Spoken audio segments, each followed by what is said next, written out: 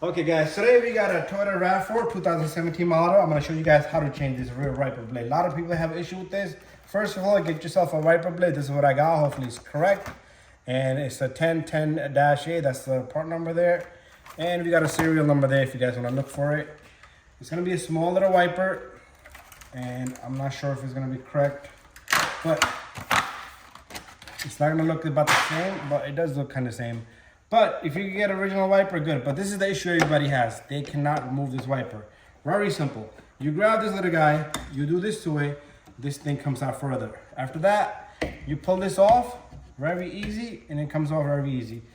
Notice how I keep my hand over here, because if this drops, it's gonna crack your windshield here. So you're gonna take a new wiper blade. You see the opening here? This is gonna face inside, so you're gonna start from the same angle here. And it drops dead in there, and it's gonna lock up in there, clean the surface, this baby goes back on.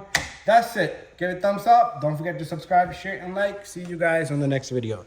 So all I did was grab here and here, pull this, both notches you gotta pull together, and this thing comes right off. And then you're able to lift up this wiper blade.